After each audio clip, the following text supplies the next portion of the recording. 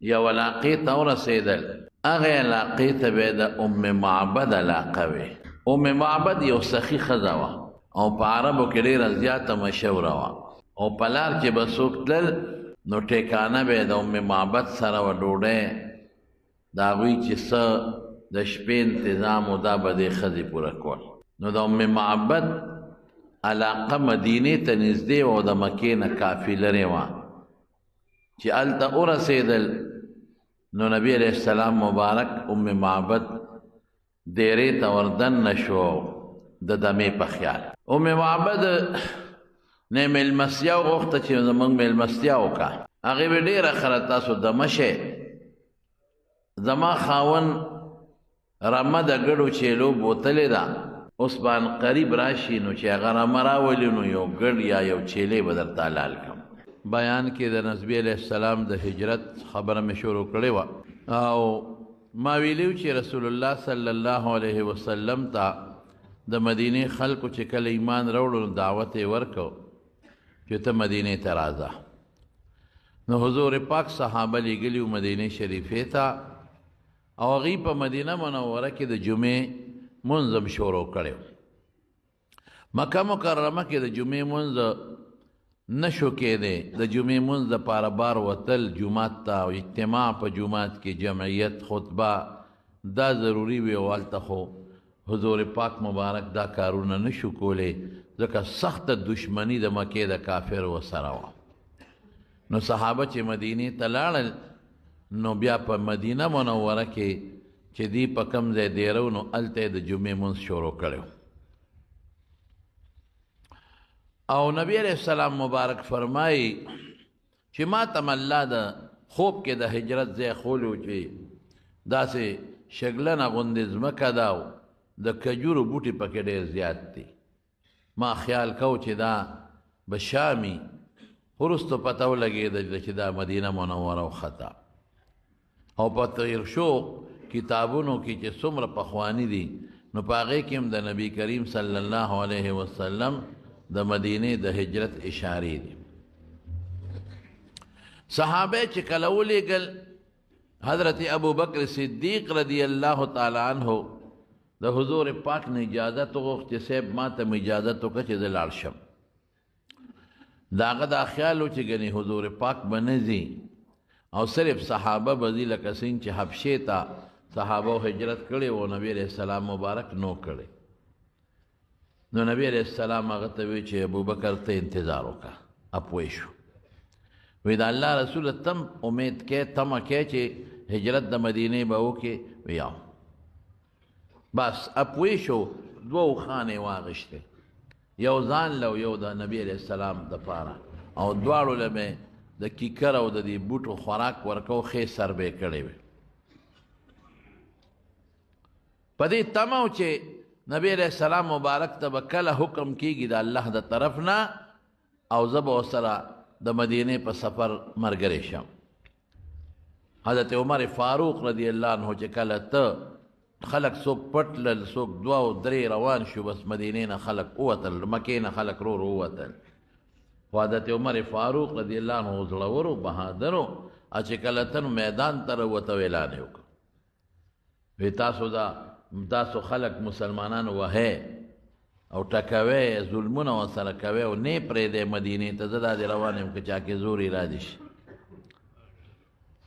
نو زما وروڼو دې خوا د مکې خلکو سردارانو ته چې پته ولګېده چې مکه خو تقریبا زموږ نه لاړه خالي شوه، خلک ووتل، او دا اندازه هغې واخېسته چې هر کله چې رسول الله مبارک بمځي، هر کله چې دی به ځي، ځکه هجرت ته مدینې په ډېر تیزۍ روان دی. حبشې ته خو رسول الله مبارک لا نړ او دې ته ممکن ده چې لاړ شي. نو هغې خپل میټ په د هغې د مشورې ځای ولته یې راوغوښته، او چې څومره د مکې کافرانو سردارانو تقریبا دا ټول پکې کېناستل، او په دې سوچ کې دی چې موږ څوک اوس. قرآن شریف کې الله فرمایي وَإِذْ يَمْكُرُ بِكَ الَّذِينَ كَفَرُوا، سکیمونه او سازشونه یې جوړول ستا خلاف، لیثبتوک او یقتلوک او یخرجوک. یو کس پاسېد وی څوک و؟ اندازه خدا سے لرکدیزی څوک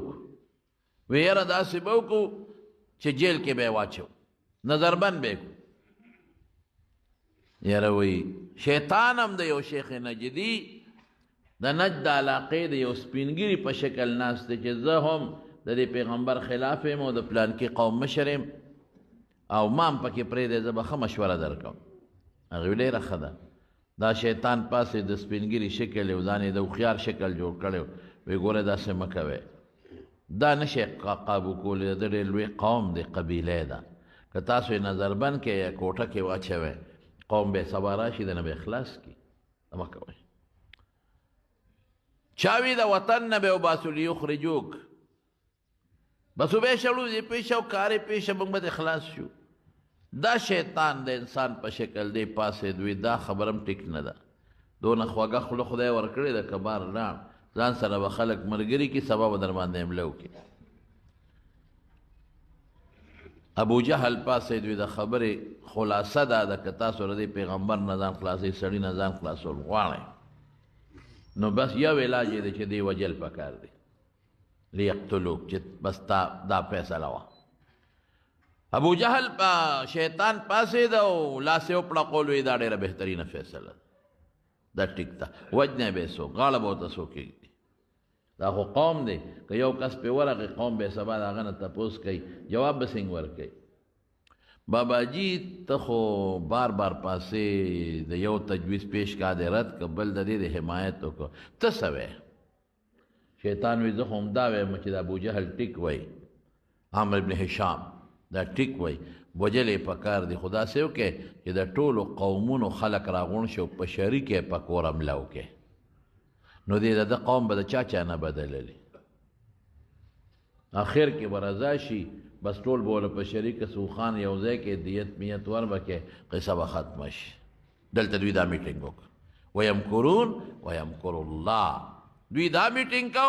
هلته رب العالمین خپل سوچ الله خو زمونږ په شان سوچونه نه کوي خپله فیصله کوي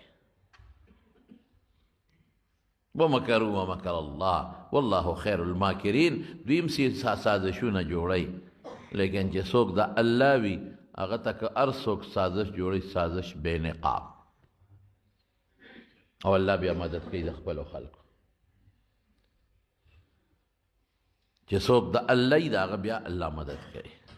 الله بیا خپل خلق الله بیا نه خرابوي ذلیله کوي نه رسوا کوي نه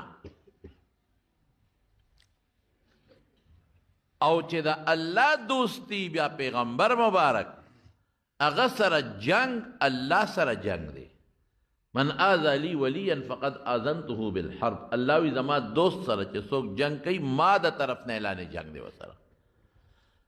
الله سره څوک جنگ نشي کولی دا ټول جبريل علیه السلام ټولې خبرې راوړې حضور پاک ته ور پیش کړې وی دا مشورې شي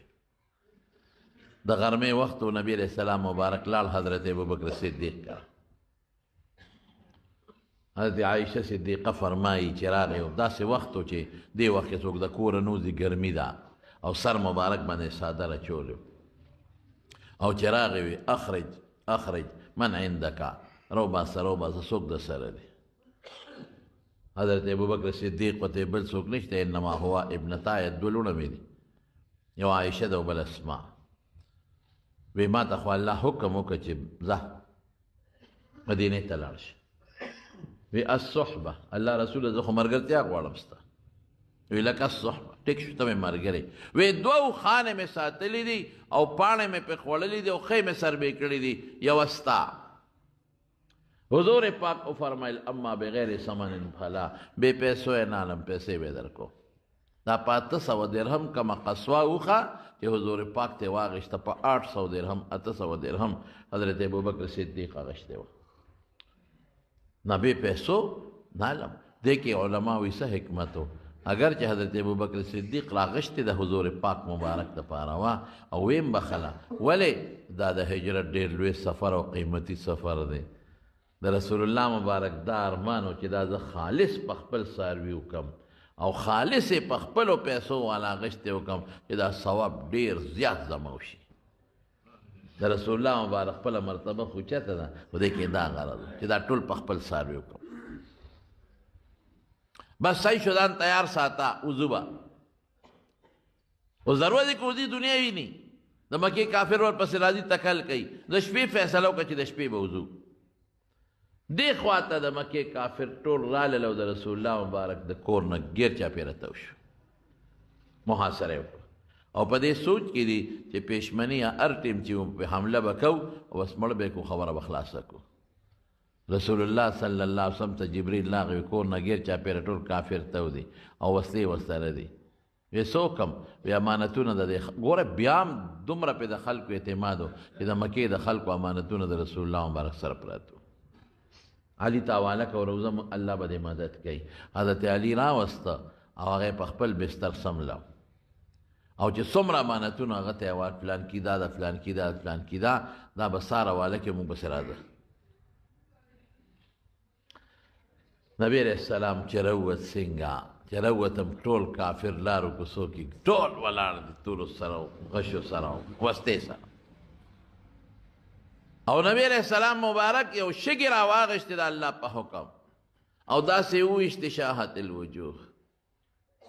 د دوی مخونه د خدای تور کې هغه یې وویشتلې الله پاک هغه شګې د ټولو کافرانو سترګو ته ور ورسولې الله فرمایي وما رمیت اذ رمیت ولکن الله رما دا شګې تا نه دي ویشتې دا موږ ویشتې دي ټیک د رسول الله مبارک ویشتې وي خو د خدای په حکم ویشتلو نه مراد د کافرو سترګو رسول مراد دي اما کړي بس هغوی سترګو کې شګې وې سترګې دغه کولې مګلې او هر یوې سترګو کې شګې او زلو طوفان نه زلو نه طوفان او نبي علیه السلام ته نه قوت حضرت ابوبکر ته وی ما پسې راځه وخانې پرېږده عمره ځان سره یې واغېست دا د زیارت ورځ وه جمعرات ورځ او غار ثور ته لاړه سار چې داسې پېشمنۍ شو بس دوی حمله وکړه چې ورننوتل حضرت علي صاحب په کټ کې ناست و وی ملګری څه شو وي د څه خبره وی دلته د شپې ووی بلکل دلته و وی څه شو وی وت په نیمه شپه کې کړ په کومه وتم په دغه لاره ووت څنګه په لاره ووت موږ ولاړو موږ ونه لیده وی دی سره زما کار نشته په دې لاره ووت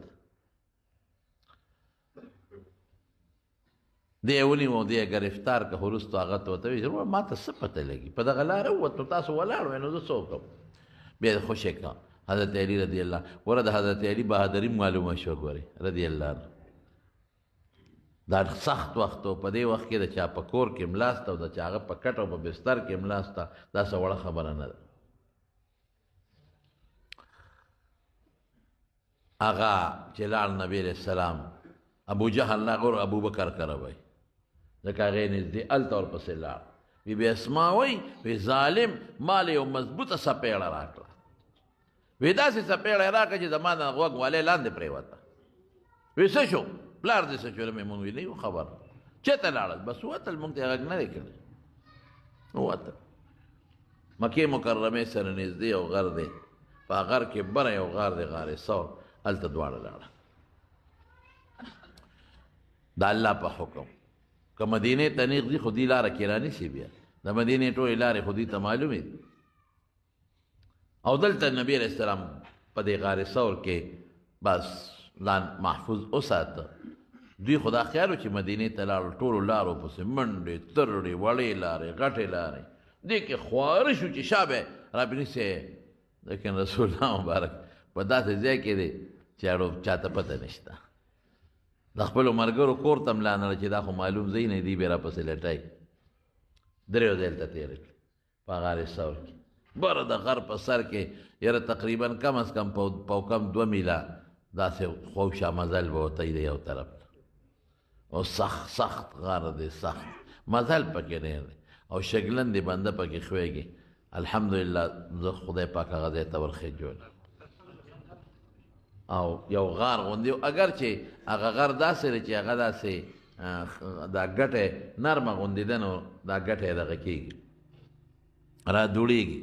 نو مخکې یو غار و دومره و چې بنده و پکې په ناسته کېناستېدی شو اوس کولاو شوی دی اوس دومره کولاو دی چې ما په هغه غر په هغه دغه باندې لږ زور وکړو یو تاپړې ترې را پرېوت او اوس پکې بل خوا هم سورې وتېدې هلته ورسېدل حضرت ابوبکر صدیق رضی الله عنه حضور پاک مبارک ته وی الله رسوله کافرو سره علم قیافې والا دی قیافه دا چې د دې خپې د قدم نه معلومات کوي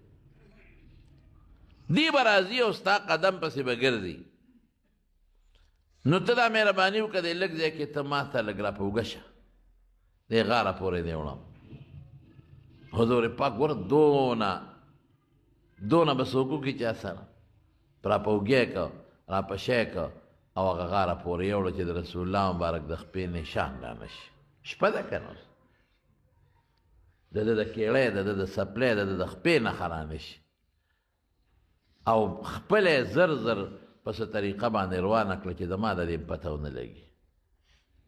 واقعي هغه ځای پورې به کافر راغلی لغه علم قیافې والا قدمونو نه پته لګول وی دې ځای پورې راغلي دي او دې نه دې خوا پته نشته چې څه شو خصائص کبرا کې سیوطي لیکلي دي رحمه الله وین کان فیه کلام خو بهر کې د رسول الله مبارک لوی حیثیت او معجزت معلومیږي وی چې هغه هر تنګو او شال غارو نو رسول الله مبارک د هغې انتخاب وکړو خلکو ته خپل کلي او خپل علاقې غرونه او غارونه معلوموي وی د الله رسوله تل غوندې بار ودرېږه زه ورځم چې دا غار را صفا کړم هسې نه څه مار لړم څه شی پکې نه نو ورننوته و غار یې را صفا کړه شپه ده اوس تیاره ده او دې غار کې سوړې وې نو ده سره یو ټوکړه وه هغه یې کټ کړله او هغه سوړو کې ومنډله دننه پکې مچی نی لړم پکې نی مار پکې نی وی او سوړه پاتې شوه هغې له ټوکړه نه وه او غټه وه سوړه نو حضرت ابوبکر صدیق هغه غار کې دننه ډډه وواله هغې کې خپله خپه کېښوده چې دې کې چې ته مار لړم را نه شي او نبي هم ته ویل حضرت راځه وردننه شوه د حضرت ابوبکر صدیق سینې ته یې ډډه وواله او هغه خپه په هغه دغې کې ایښودې ده په هغه سوړه کې او واقعي دننه پکې مارو مار چې راغی د دې خپې له ټک ورکړه په دې خو پوه شو چې دننه څه شی دی دې خپه نه لرکه هغه دوباره ټک ورکړه دې نه لرکه هغه درې باره ټک ورکړه او ده د سترګو نه اوښکې روانې دي او دې وخت کې نبي علیه السلام مبارک وده دی چې که زه اوس دا خپل کوم مثلا دا مار په نبي علیه السلام حمله ونه کړي او که ده ته ویمه نو د خوب نه وځي دې ته مې نه وایي چې دا اوښکې د سترګو نه وبېدې د رسول الله مبارک په مخ ور پرېوتې نه راویښ شو ابوبکر څه دي الله رسوله دې سوړه کې څه شی دی او زه خو یو ټک ماله خو یې ټک راکړو څه شی دی وی دې خوا که خپه وی په تاسو به راشي وي ته پرېږده چې خپه یې دې خوا که مار جغه وواله رسول الله مبارک حضرت ابوبکر صدیق فرمایي چې د ما زرې ګوتې مبارکې پلاړې راواغېشتې خپلې خولې مبارکې نه او د ما په هغه زخم باندې الاړې تاو کړلې وایي خو داسې شوم لکه چې اړوزه چې چیچلې نه یم ټیک ټاک شو داسې ویمه ویم د ابوبکر صدیق په څونه قیمتي ده چې د دواړو جهانو د مبارک سردار لاړې دې تاویږي څونه قیمتي ده او دغه غیږ څونه قیمتي دی چې حضور پاک مبارک ورته ډډه وایي او دغه انسان څومره قیمتي دی چې د ځان فکر نشته خو د رسول الله مبارک فکر دی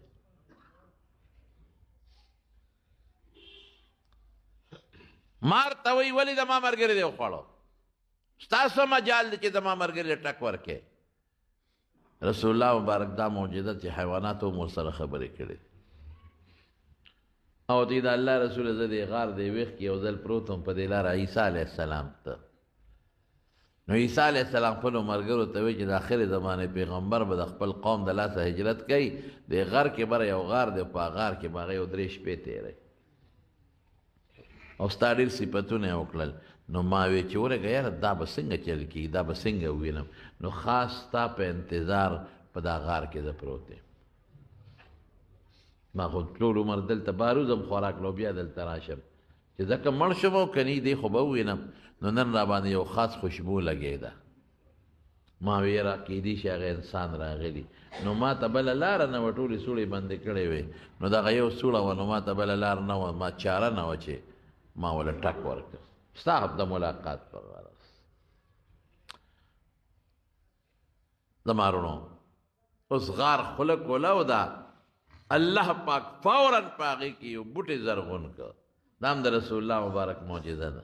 معجزہ ستا وی کہ دا پیغمبر نداس یو کار اوشی یا دا آغا پا مخ کی دا آغا دا منشا مطابق اوشی او آغا دا عقل او دا عرف نبالا تری عقلی نمانی زر علتا یو بوٹی زرغون شو زنگلی بوٹی او لوی شو سانگی خوری شو دا غار دا خلی مکمل بند اکڑا او جولاگی راغی اغا پکی اغا خپل کارو که تارونه پکی خوارک لل او کمتر را لزنگلی غشنا کمتر اغی پکی ځان لزر زر جاله جوړ کړه او پی د پاسه کېناسته و گیم پکی واچول ویمکرون ویمکر الله دی سکیمونه جوړی خفیت تدبیر خفیت تدبیر د بل د ګیرولو د پاره الله وی مالام چل راځي زه غواره طریقه کولی شم دا ابو جهل په دا سره موالی شم دا عده په دا سره موالی شم خو د الله په دې کې حکمتونه دي مالام چل راځي دی لاړل ګرځېدل چې رالل دی غار به دې باندې به څو ځله شک پرېوت چې رالل هغه ورته وایي دی غار کښېنئ چېرته نور ورته وایي د غار په خوله کې خو د نیا نه مشره ونه ولاړه ده د نیا نه خورې ونه مشره ده نو چې دې تل دا ونه نه ماتېدله د جولاګي دا تارونه نه ختمېدل او د کمترې دا جاله چې دا نه پاسې جاله نه روانېدله حضرت ابو بکر صدیق رضی اللہ عنہ رسول اللہ مبارک ته سوی الله رسول که لږ سر ښکته که مونږ به وویني لږ به وویني رسول الله صلی الله علیه وسلم ورته فرمای ابو بکر ما ظنک باثنین الله ثالثهما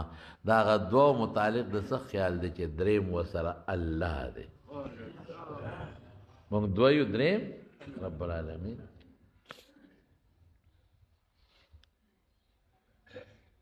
إذ أخرجه الذين كفروا إلا تنصروا فقد نصره الله وقد تاسو سر مدد نکئ د مکه خلق و ظالمانو فقد نصره الله وسر مدد إذ أخرجه الذين كفروا کافرانو ویستو مجبوری کا پیستلو ویستل دا چې پیستلو مجبور کو ثانی اثنین دویم د دویونو اذ هما فی الغار فغار کیو اذ یقول لصاحبه لا تحزن ان الله معنا خپل خاص مرګری ته وی فکر مکه او فکر من کېږه ما الله موږ سره دی استقولو لصاحب الغار نه و چې د غار مرګری د یوسف علیه السلام سره په غار کې په جیل کې مرګری و د یوسف علیہ السلام مرګری نو د جیل مرګری التوی یا صاحب السجن ارباب متفرقون خیر ام الله الواحد القهار یوسف علیہ السلام اغه ته سوی اے د جیل مرګرو یو خدای خدای او که ګان نالتوی یا صاحب السجن د جیل مرګرو دلته د غار مرګری نه وی له صاحبه خپل مرګری فرق باندې پوه شو کړه دا نه وی چې اذ یقول لصاحب الغار غار مرګری ته وی نه د غار مرګری نه صاحبه خپل خاص یار ته دوست وی لا تحزن نو بعض خلک وی ابو جهل یری ابو بکر صدیق رضی الله عنه یریدون کیو ځکه الله تعالی لا تحزن مت ډر مې یریږه دا معنا غلطه لاول خو یره څه خبره نه که غیر اختیاري په انسان یره راشي دا څه خبره نه ابراهیم علیه السلام باندې یره راغلی وکړ چې هغه کله فرشتې رالی او د پې د وله سخې ضرورت کا او فرشتو هغې له لاس نوړو سخې له ګوتې نوړې نو ویرېد وي دا چې تغلني فلما ذهب عن ابراهیم الروع یاري ته روع وي ابراهیم علیه السلام نه چې ګبراهټ ختم شو نو یجادلنا فی قوم لوط بغیوته ان رسول ربک موږ ستا د رب استازي لوط علیه السلام قوم له روان یو پوه شو بیا دا په ابراهیم علیه السلام یره رانه فخاف في نفسه خیفة موسی علیه السلام چې کله مار امسا وغورځول او مار ته جوړ شو یاره پراله قرآن وای فخاف فی نفسی خیفتا موسی موسی هم ویرید نو یاره په پیغمبر راغلی ده نو که په حضرت ابوبکر صدیق راځي زه بده خم لیکن دا یاره نه دې ته حزن وایي په عربی کې د بل د وجې نه چې تان ته بل څیز د وجې نه کم ټینشن راشي د لا تحزن معنا به درته وکړم اذ یقول لصاحبه خپل ملګري ته وی دې ته طالبان حکایت د حال ماضیه وی لا تحزن ابو بکر په ما مه یریږه یری په دې و چې حضور پاک ته نقصان ونه رسېږي په ځان نه وه یعنې بیا به خپه چې ټک ورکړی و فورا به یې خپله لر کړې وه چې مرم بیا به یې خپه په سوله کې نه یې ښوده لا تحزن څه په ما مه یریږه ابو بکر زما پته ولګېده چې هغه سره ځان فکر نو د رسول الله مبارک فکر و ان الله معنا الله موږ سره دی تا سره او ما سره دا عقیده ټینګه کا دا سوچ کلک کا ځان سره چې الله ما سره دی دا نظریه او سوچ چې دی برابر شو والله که قدم دیم څوک اوچت کی اسباب بخپل استعماله حضور پاک په جهاد کې زغرا چولې رسول الله مبارک ځان ته وخت کې څوکیدار مدرولې دال استعمالم کړی دی د ابو طلحه ډال شاته ولاړو په خود کې د اوس پنې ټوپه هلمټ هم په سر کړی دی هلمټ دا مکه مکرمه فتح کې نو اسباب استعماله بای سړی زمړه الله مې مل دی او نیک په یو شي ورځي نه نه نه عقل خدای در کړی دی کوټې نه روانه او ټوپ وی الله مې مل دی نو الله به تپوس کوي چې تعالی خو مسترګي عقل در کړو خو اسباب استعمال که په اسباب یقین مساتا یقین په الله وسات دا د حضور پاک اسباب استعمال کړ غار کې ځان محفوظ کړ د شپې وته غار کې ځان محفوظ کړ د شپې وته شګي واغشته لاس یې وړقاو دا ټول اسباب دي په اسباب استعمال کا خدا بنه وي چې د اسباب میں بچ گئی عقیده بدی چې بچ کول کې څوک الله دارو به استعماله دا بنه وي چې بس خدای به بچ گئی دارو به استعماله وای بچ دارو میں نشي جوړولې الله به جوړای دم با چې خدا بنه وي چې دم به می جوړون کې الله دې دا عقیده ټینګه کا بس الله ته رجوع کوا یو خبره کوم خپکیږي ما دم ثابت دی د حضور پاک نه بالکل نبی علیہ السلام په ځانم دم چولې دی په صحابه یې مچولې دی تعویذ هم ثابت دی یو صحابي دی عمرو بن العاص رضی الله عنه هغه چې کم نابالغ بچیونو د اعوذ بکلمات الله التامات ولیکو په کاغذ کې ولیکو هغه په غاړه کې چولې لیکن نن سبا زموږ خلک ټول عمر په تعویذونو پسې وو په دمونو پسې سر دی خو خدای ته رجوع نه کوي اصل چیز د توخه کله چې پریشانی راغلی ده کله او تکلیف راغلی دی د هغې دپاره پیغمبر مبارک یو سنت عمل خولی دی 2 رکعته نفل او صلات حاجت ورته وي هغې پسې دعا وکړه ودرېږه الله ته 2 رکعته نفل وکړه د حاجت په مونږ صلات حاجت ورته وي او الله تعالی سوچت کا بس ته ګوره چې الله حل کوي که نه مونږ هغه صلات حاجت بسونه طریقه پرېښې ده وي پلان کې ځای کې تعویذګر دی هلته تو تعویذ او پلان کې ځای کې دمګر دی هلته تو دمګري پسې پلان کې ځای کې دا ټول ورځ ښځې هم ګرځي او سړي هم ګرځي او ماشومان هم ګرځي ټیټ خبر بد نه ده دم خیر دی که یو سړی لاړ شي خو مونږ خدای ته رجوع پرېښې ده یو کار مته ویلی دی بس هلته تعویذګر دی هلته دمګر دی بوډونه هم خلکو لګولی دي زه تعویذونه کوم زه دمونه اچوم په تا چا څه کړي دي یو توره ښځه ده که نه په ګاونډ کې او ببر سر هم دی او تاو سره کله کله راځي او د هغې څه چل کړی دی نو دشمني جوړه شوه چې کومه ښځه په دغه او که نه نو خلکو کره خو میلمانه ځي راځي که نه ګاونډیان هم راځي بس په چای شی ور چسپان کړي دشمنی والا جوړه کی او په چې پیژنګلو وي نو لاړ شي د قبر د پلار د قبر سر ته ولا تعویذ ومنډي وی د پلار د قبر سر ته تعویذ پروت دی ورشه چې دی ورشه هغه اوچت یا خود خدای والی خې کړ وګوره وی ټکی راته وی دی وکړ تعویذ رو بس صحیح تعویز دم بالکل ثابت دی جنات هم شته خلکو ته ضرر رسوي دا نه چې نشته دا اسباب دي د استعمال ما دا مطلب نه چې دا مې استعمالوه استعمال کا خو الله ته رجوع کا اصل سنت عمل دا دی تکلیف راولی الله لرکی څوک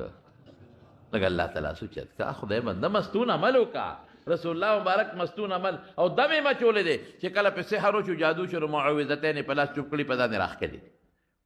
دم منع نه دی دم ثابت دی سحر وشو معوذتین په لاس چوپ په ځان راخ کړي حسن او حسین رضی الله عنهم دواړه دم کړي دي ابراهیم علیه السلام دم اچولې دي جبرئیل علیه السلام په حضور پاک دم اچولې دي دمونه ثابت دي خو زما د خبرې په مقصد پوه شوې کاروباری تعویذګرو پسې مګر دی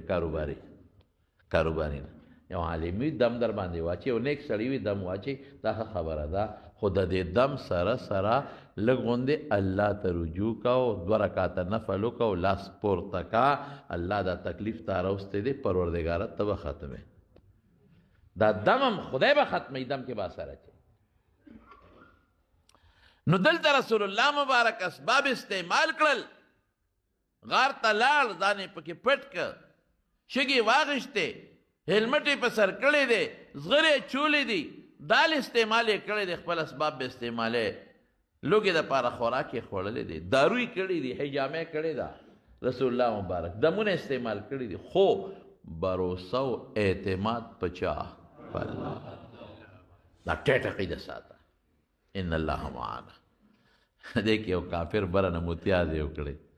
دا غار په دې خوله راوبېدې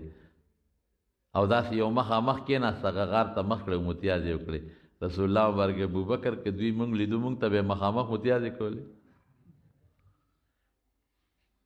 او عبدالله ابن دا حضرت ابوبکر صدیق زوی عبدالرحمن دی به ټوله ورځ ګرځېده په مکه مکرمه کې هلکان خو ګرځي د مکې د خلکو حالات به یاد کړل د شپې به لاړ شپه به یې د رسول الله مبارک سره کوله ټول ال به یې ورته وي نن دا چلو شو دو شو او د حضرت ابوبکر صدیق رضی الله عنه یو غلام عامر ابن فهیره هغه به ګډې چیلې سرولې نو چې داسې مازدیګرۍ به شو نو غارې ثور ته به یې په مخه کړې چې څوک را به پې نه شي نو هلته به یې هغه څاروي ولشل نو ابوبکر او نبي علیه السلام له به یې پی ورکړل او پېشمني به راووت چې څوک را باندې پې نه شي 3 ورځې پس د ګل په ورځ د ربیع الاول لومبې تاریخ د زیارت په ورځ د کور نه وتیو نو دا جمعه او خالی توارې په غار کې تیر کړل نو پوره 3 ورځې پس 3 دن بس دی ویلیو چې موږ پسې به څاروي راولې نو عامر ابن فهیره ورپسې پټ غوندې څاروي دواړه وښې بوتللې یکم ربیع الاول د ګل په ورځ روان شوي دی د ګل په ورځ مدینې منورې ته رسېدلي یو 8 ورځې په لاره سفر تقریبا کړی یو د 4 کسو قافله ده یو نبی علیه السلام مبارک دی یو حضرت ابوبکر صدیق دی یو عامر ابن فهیره دی غلامو رشتہ داره کې مراته غلام مو هغه ورسره خدمت دپاره تللی یو د لار ښودونکي و عبدالله ابن اریقط دا و بعضې خلک و هغه زمانه کې چې هغوی ته به لارې معلومې وي ځکه دا خو شاړې بېشاړې به وي نو دا به قافلو سره تلل په کرۍ به تلل په مزدورۍ خلکو پیسې به ورکولې لارې به ورته معلومې په هغه لارو به یې خلک به تلل زه چې کوهي تور ته تلم موږ له باقاعده دلیل ورته وایي موږ له په 2,500 پیسو باندې یو دلیل مو نیو د هغه ځای هغه ته لار د غارې دغه معلومه و ده څه ورته کوهي تور را سره مستقل لاړ موږ یې ورسولو او بیا را سره واپس راغی قافلو سره خامخا ځي عبدالله ابن اریقط د 4 کسانو 2 خان روان شو مدینې ته حضرت ابوبکر صدیق رضی الله عنه فرمایي دغه ورځ پوره سفر وکړه مکمل د شپې سفر وکړه سبا له غرمه مونږ یو ځای ته ورسېدو د دریاب په غاړه بوتو چې کوم د مدینې عام روډ او عام لار په هغې به نه تلو داسې لار چې چاته پته نه لګي نو سبا چې کله غرمه داسې ماسپښین شو نو یو تیږه وه غټه اونه وه دا ګټه وه د هغې لږ سورې و نو هغې له لاړم هغې کې باندې مې څادر واچو او رسول الله مبارک ته مې وویل چې د الله رسوله ته دې سورې د سمله او زه دله طلب کوم که چې ته څوک مې پیدا کړل چې لږ خوراک دې والي. حضرت اسما د ځان سره ستوان متوان د کوره وړي و به هم ځان سره وړي وي. حبیبي اسما یو نطاقو ښځې د دې پرتوګ د پاسه به عربو ښځو یو دویم پرتوګ اچاو خو هغه پرتوګ کې به پیسې نه وې لکه د لنګ په شان به نو هغه بیبي اسما هغه نطاق اوس پردو په منځ یې دوه ځایه کړه. نیمې وله په سامان کې کېښود چې دا به ستاسو د رستخاني که په لاره پرې خورا خورئ او په نیمې وله د هغه توشدان چې کوم مشکو د هغې خولو تړله. ابوبکر صدیق فرمایي چې ما یو شپونکي ولیده ام دې تیږې له را روان و دې سوري له خو مونږ ته مخکې شو نو ما هغه ته ویل لکه د چای نو مکه کې یو سړی یاد که د هغه غلام یم مې دې ګډو چیلو کې د پیش تا وی او مونږ له به لږ اوله شي وی بلکل. رسول الله مبارک اوده شو داسې د غرمې نه پس د ماسپښین دا ټیم دی. ما هغه ته وی لاسو سنډه هغه لاسونه وسنډل او یو ګډه یا چیلی اوله شلی او اوبه مې راواغېستې د پاسه مې پرې اوبه واچولې چې یخ شي ځکه ګرم وي او په سفر کې ګرم شي چې بنده استعمال کې اکثر خېټه هم خرابوي نو اوبه مې واچولې لسي مې ترې جوړه کړه. رسول الله مبارک را پاسېدلی و وله مې ورکړل هغه لسي وڅکله. وی ما ته وی چې ابوبکر د تلو دا اندازه نه رابره شوه ځو نه مې د الله رسوله ځو. حضرت زبیر رضی الله عنه د قافله کې را روانو چې مونږ یې ولیدو. دا زبیر رضی الله عنه د حضور پاک د ترور زوی دی او وروسته پې د حضرت ابوبکر صدیق لور بیبي اسما هم واده شوې ده هم پې بلکې دغه وخت کې واده شوې وه اسما دغه وخت کې په نکاح کې وه د حضرت زبیر. نو هغه دوه جامې دوه جوړې مونږ له راکړې یوې ما له راکړې و نبي علیه السلام نه. دغې ځای نه دوی روان شو خو د مکې کافر خو پوه شو چې دا خو رانه ووتل نو هغوی د سلو اوښانو انعام وویسته د سلو اوښانو او سل د رسول الله مبارک په سر کې او سل د حضرت ابوبکر صدیق رضی الله عنه په سر کې چې که چا دي دواړه راونیوله او که یوې راونیوه د یو یو په سر کې سل اوښان انعام دی. سل اوښان ډېر شی دی ډېر شی دی سل اوښان. نو بس چې دا کم اجرتي قاتلانو او دا پیسو ټټوان او بدماشانو دا ورپسې شو څوک په یو لار او څوک په بله او څوک په بله او څوک په بله دل ورپسې. سراقه ابن مالک د بنو د مجلد قبیلې سره تعلق لري. دوی په یو مجلس کې ناستو وی دې کې یو سړی راغی وی چې یاره زه خو په لار راتلم او یو قافله مې ولیده څلور کسانو پکې او داسې معلومیږي لکه چې محمد دی ستاسو ملګري دی وی زه خو پوه شوم وی ما چې نه دا هغوی نه دي دا زما مخکې پلانکي او پلانکي اوس ووتل دا هغوی دي. وی ما چې څه نه دوی رانه مخکې نشي انعام ونه ګټي ما چې دا زما مخکې پلانکي او پلانکي ووتل دا هغوی دي دا هغوی نه دي. وی خیر چې دوی را باندې لږ دغه شو نو غلې غوندې کور ته لاړم ویندې ته مې شا به زما اس باندې مې دین واچو د کوټې نه شاته ودروه چې څوک را باندې پې نه شي او وسله مې واغېسته او نیزه مې لاس کې کړه په کوټه وختم او د کوټې په شا مې په نیزې په ځمکه کېښود او په ځان مې وښویه ورکوز شوم او په اس سور شوم اوس غلېده چې راشه زبردست انعام دی دا به ګټم. هغې سړي خو وویل راته چې په پلانکي ځای کې مې ولیدل چې اس مې زغلو وی دې وخت کې نبي علیه السلام مبارک په مانځه ولاړ حضور پاک چې مونځ به کوو نه به مخې ته کتل یو خوا بل خوا نه کتل او حضرت ابوبکر صدیق به یو خوا بل خوا کتل په حضور پاک یېرېده. وی چې زه ورنږدې شوم وی زه پې پوه شوم چې ابوبکر نبي علیه السلام ته وایي چې هغه د سراقه راغی. رسول الله مبارک راته خیره وکړه زه خو لرې وم و چې خیره وکړه وی ښه سخته ځمکه وه کلکه او د کلکې ځمکې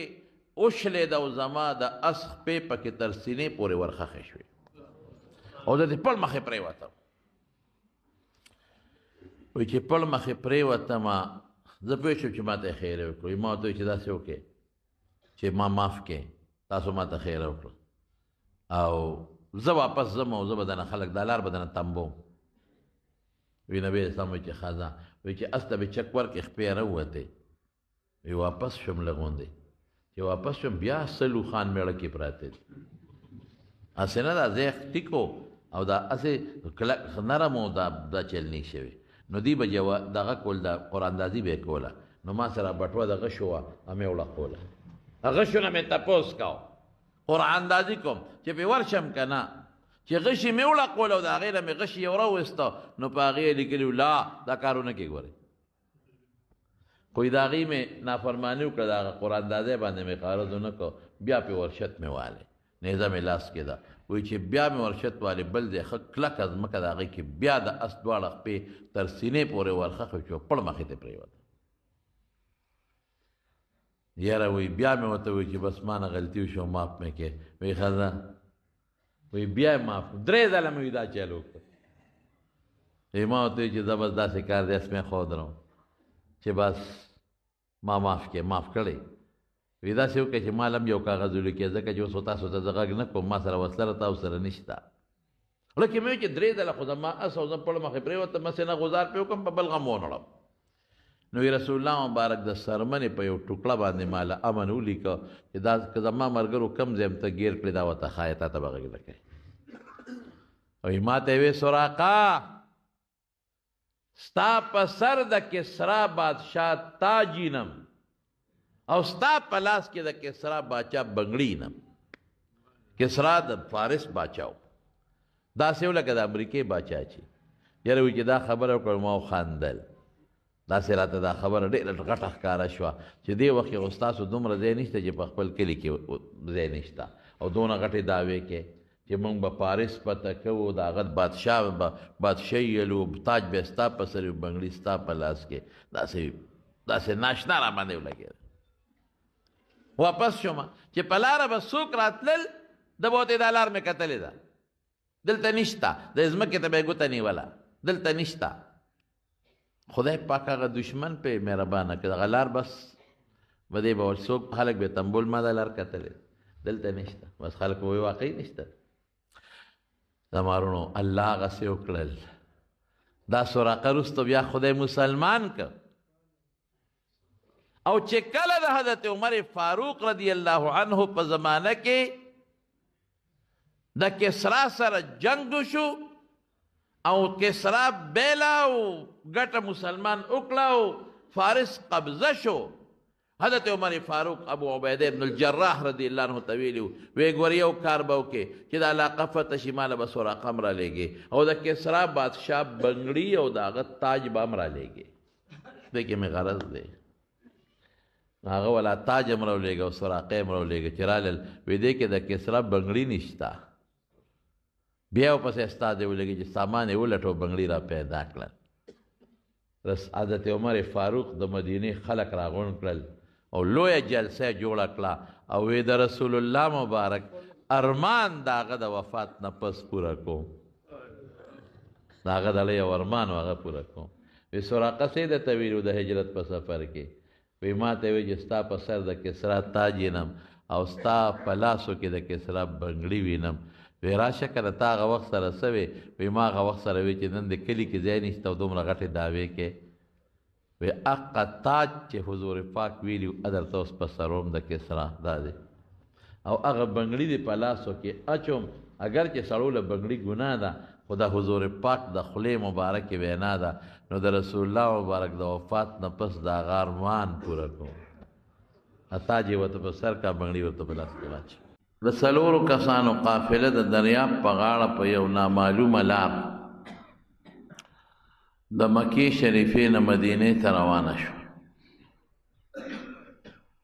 یو نبی کریم صلی الله علیه وسلم یو حضرت ابوبکر صدیق رضی الله عنه یو وسره د لارښودونکي عبدالله ابن اریقط او یو د ابوبکر صدیق خادمو عامر ابن فهیره چې دی الله پاک حفاظت سره د مکې د حدودو نه وغوښتل یو علاقې ته ورسېدل هغې علاقې ته به د ام معبد علاقه وې معبد یو سخی ښځه وه او په عربو کې ډېره زیاته مشهوره وه او په لار چې به څوک تلل نو ټیکانه به یې د معبد سره وه ډوډۍ د هغوی چې څه د شپې انتظام و دا به دې ښځې پوره کول نو د معبد علاقه مدینې ته نږدې وه او د مکې نه کافي لرې وه چې هلته ورسېدل نو نبی علیه السلام مبارک معبد دیرې ته وردننه شو د دمې په خیال معبد نه میلمستیا وغوښته چې زموږ میلمستیا وکړه هغې به ډېره ښه تاسو دمه شئ زما خاوند رمه د ګډو چیلو بوتلې ده اوس به قریب راشي نو چې هغه رمه راولي نو یو ګډ یا یو چیلې به درته حلال کړم لږ انتظار وکړئ خو په نبي علیه السلام خو تلواره وه چې اصله د مکې کافران په لاره راپسې نه چېرته نو حضور پاک ورته وفرمایل چې نه مونږ تلواره ده او مخامخ د کور په ګوټ کې یو چیلی ولاړه وه وی دا چیلی رالوله شه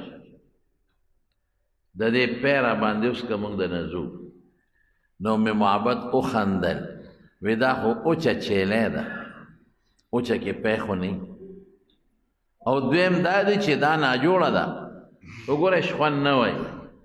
کم څاروي چې بیمارې شخوند نه وي او چې کله جوړي نو شخوند شروع کړي دا ناجوړه ده که دا جوړه وي نو دا به د نورو ګډو چیلو سره بار اوتې وي سرن له به تلې وه نبی علیه السلام مبارک ورته وفرمایل چې که تا اجازت مونږ له راکې مونږ به ځان له ولشو که نه هغې بیا وخندل هغې وي چې دا غریبانان د ګډو چیلو نه نه دي خبر وی څه شی هغه پی پکې شته نه وچه ده او ناجوړه ده وی ته اجازت وکړه وی ښه اجازت دی نبی کریم صلی الله علیه وسلم هغه چیلی د معبد د هغې په غلانځ باندې په تو باندې خپل مبارک لاسونه کېښودل او چې څنګه یې پې لاسونه کېښودل نو هغه وخت سره غلانځ د اوتي د پیو ډک شو او چیلی شخوندم شروع کړ شخوند خواله شروع کړئ چې جوړی شخوند یې شروع کړ او لوښي کې یې ښه مزېدار پیوسک واخېستل په خپله یې مسکل په حضرت ابوبکر صدیق یې مسکل عامر ابن فهیره مسکل عبدالله ابن ورقې ته مسکل او معبد له یې ورکړې ته مسک او لوښي کې ورته پریم ښودل ښځه حیرانه شو چې خدایه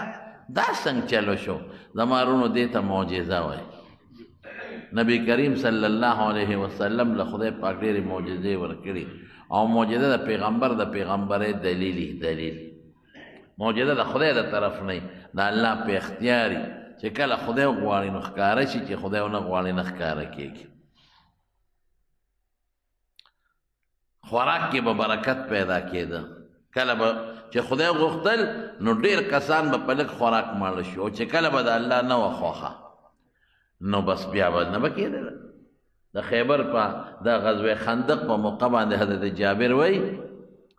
وی د نبی علیه السلام مبارک د مو اجازت واغېسته وی چې مې ورته وکتل حضور پاک ډېر زیات وږی و او په دې خېټه مبارکې کاڼي د لوږې د درد د لاسه تړلې ما ته اجازت واغېسته چې د الله رسوله که ستا اجازت یې نو زه لږ کور ته ځم وی لاړ شه وی چې کور ته لاړم نو بیبي ته مې وی چې هل عندک شیء څه د سره شته رأيت برسول الله صلى الله عليه وسلم خمسا شديدا سخت لوگا کی میں ولید ما فی ذلك صبر قدر تنگی نشم ډیر ہوگی دی نو کسی وی خضر آتوی چی خنور خوزنشتا خو یو سا عربی کی و تساوی او زمون پا پیمانه 3.5 کیلو تی جوڑے گی 3.5 کیلو ور بشی او یو وړه غوندې لنا بوهیمتون یو پوټینی د چیلی بچی وه پوټینی غوندې بچی د چیلی وی چې دغه 2 دي نور خو څه نشته وی مې چې دا بچی لالوم او ته دا وربشې وړکه او واغږه وی ما هغه چیلوکې هغه پوټینی لاله کړه سرمن مې ته وسته غوښه مې ټوکړې ټوکړې کړه او ښځې مې هغه اوړه واغږل او هغې اوړې کړل اول په میچن بیا واغږل وی تر څو چې زه وزګارېدم ښځه مې مزګاره شوه وی ما کټوې په اور باندې کړه اور مې ورپسې کړه او ښځې ته مې وې ته ډوډۍ صبر وکړه چې د اوړه خمبیره شي بیا به روټۍ پخې او زه ورځم چې نبي کریم صلی الله علیه وسلم راوغواړم وی چې تلم نو ښځې راته وی جابره هسې نه ګورې هم نه شرمې